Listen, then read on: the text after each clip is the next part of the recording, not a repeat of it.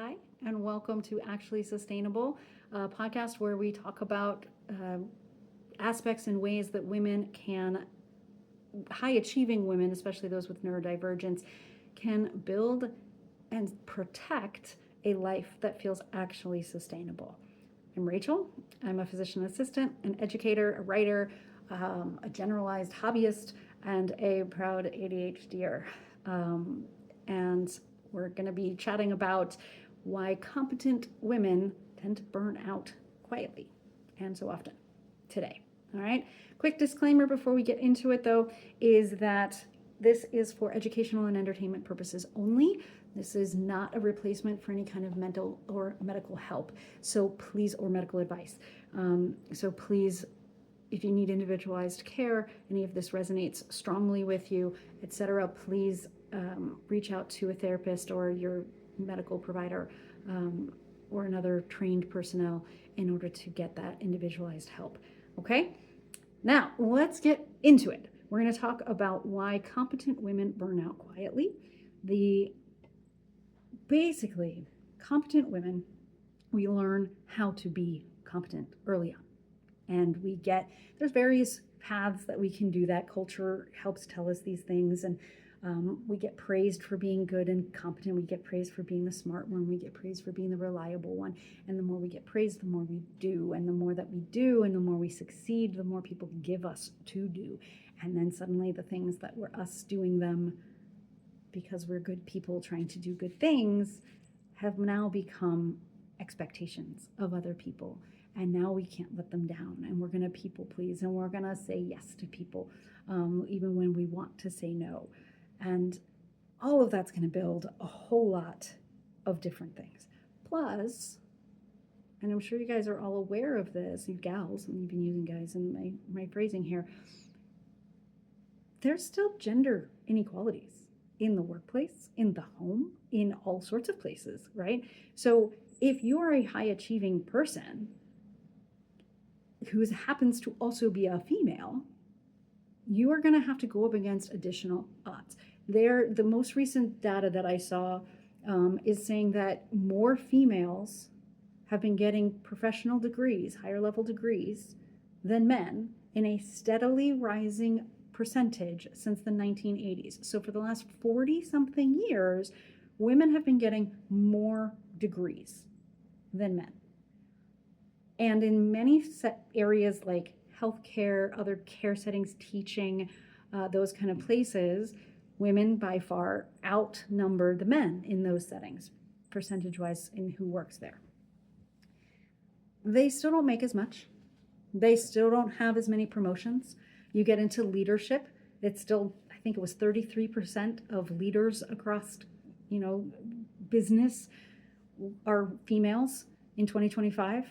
Like 33%, even though I think it was 70 or 67% of people who are earning higher level degrees are female, and yet they're there. And then in Fortune 500 companies, I think it was 7%, according to the Department of Employment or something. I'll put the link in the show notes for the article I did, but I read.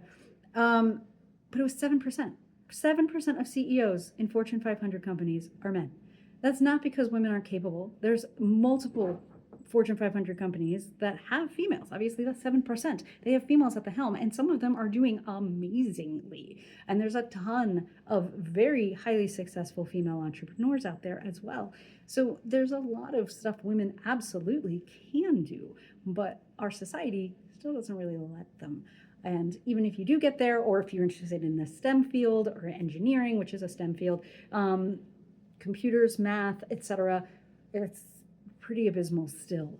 Again, women are doing well in the caring fields, but not making very much headway yet in the STEM otherwise fields, unless it's teaching the STEM stuff, right? Science, technology, engineering, and math, I think is what STEM stands for. So women have a long way to go. And in some of those settings, especially the ones like a CEO position in business or a engineering position or something else where women aren't quite as normalized yet, you have to prove yourself more. You have to be significantly more capable to get the same job for probably less pay than an average level male, right?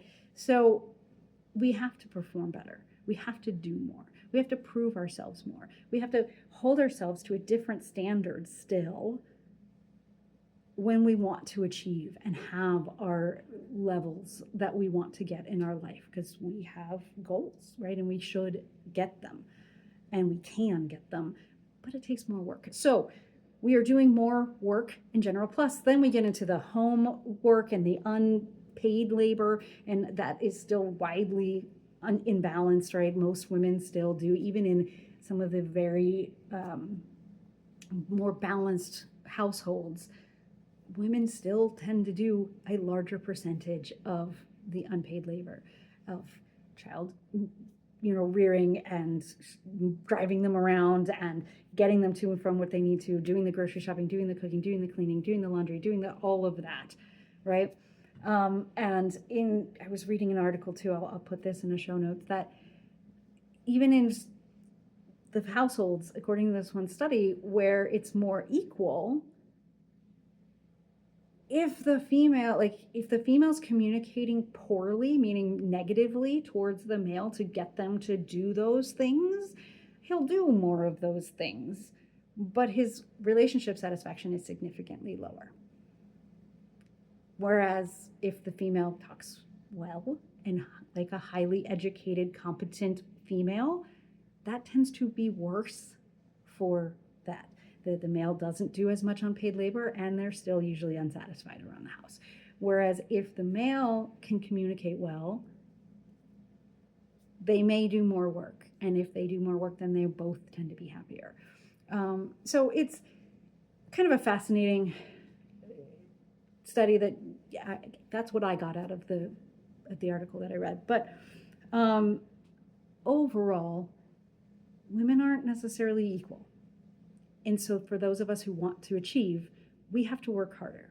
And those of us who are neurodivergent have to make up for that neurodivergence. And so I lose my keys, I lose my phone, I lose my purse, I forgot my homework, I didn't remember my project until the night before it was due.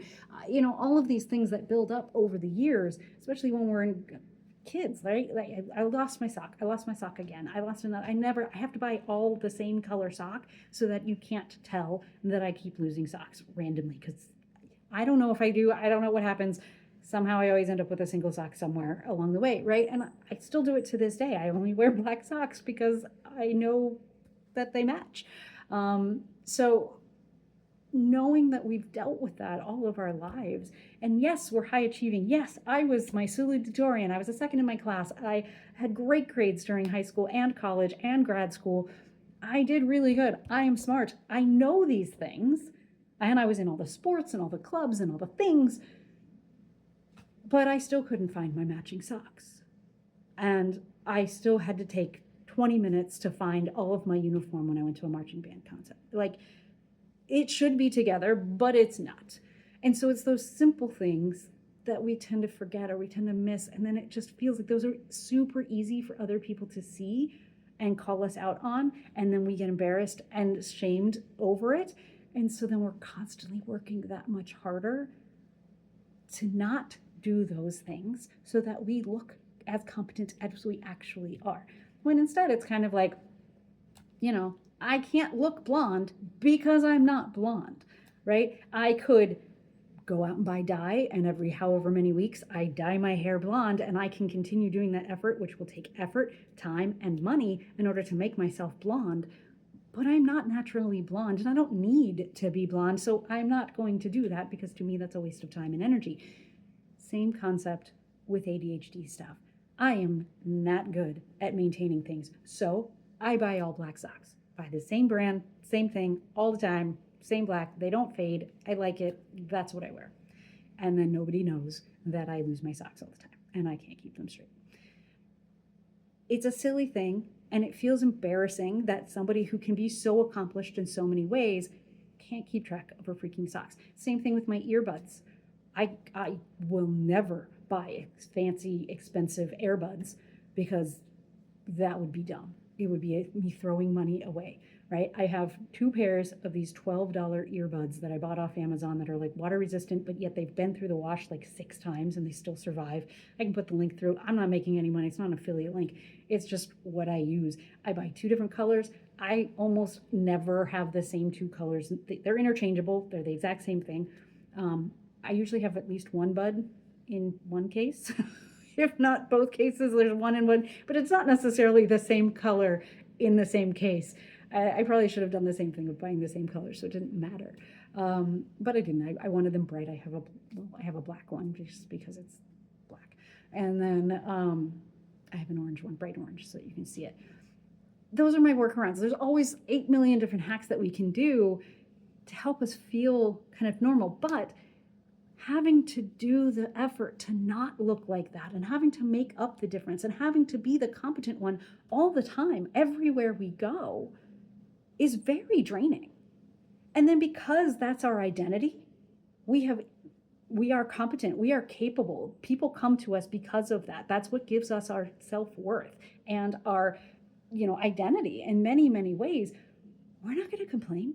And besides, who are we going to complain to? We're the one who does everything. So nobody knows how to do anything. Nobody knows how to help us. All of that. Or at least that's what we think. That's what we say. And maybe that can be true about some of the things because we've been doing it for so long. We've never given anyone else the opportunity to learn how to do it.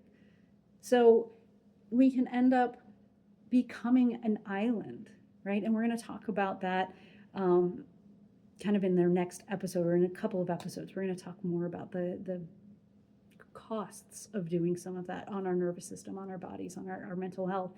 But generally, it's some of those things that just add up.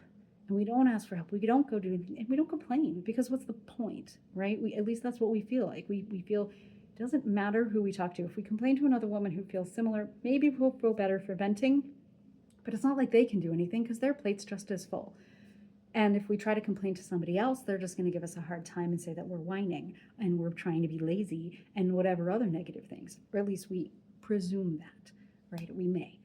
And so we don't say it. So we stay quiet and we burn out and then we finally break and we go, whatever our break is, right? When I finally kind of broke, I still couldn't be quiet. I couldn't be loud about it. I couldn't say it because I didn't have the luxury of actually breaking down. I just kept going. I was just broken inside while doing so. I did change. I did leave the ER and I went to a different field of medicine, but I was not the same. I was not me in many, many ways. And I didn't have the luxury of fully breaking down like I really wanted to. And well, again, I kind of felt like, what was the point of saying it to anybody else? Because I still had little kids. I still had all these things. I still had all these things that I needed to take care of. So I did. But I didn't do it in a healthy way. And I could have asked for more help than I did. And we'll get into a lot of all of that. But that's kind of the basics behind. So what I want you to do this week, is to pay attention. Again, we're in that acknowledgement phase. I want you to look at your own life and see what kind of, some of those things that I said, see how much of them kind of resonate in your life. Are you maintaining something that perhaps you could let somebody else maintain? Could you give something away? Could you actually ask for help? Or are you just assuming that nobody's going to be able to help you with X, Y, and Z? Kind of test that.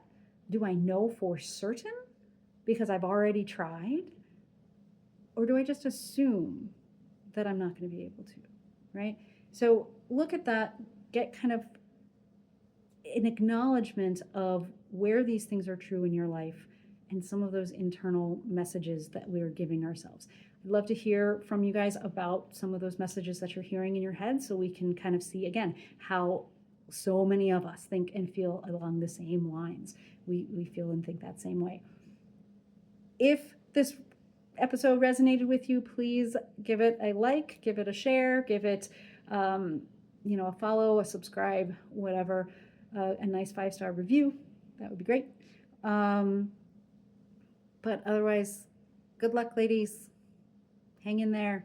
You're doing great because all we can do is the best we can do. And I'm sure you're doing that. Until next week.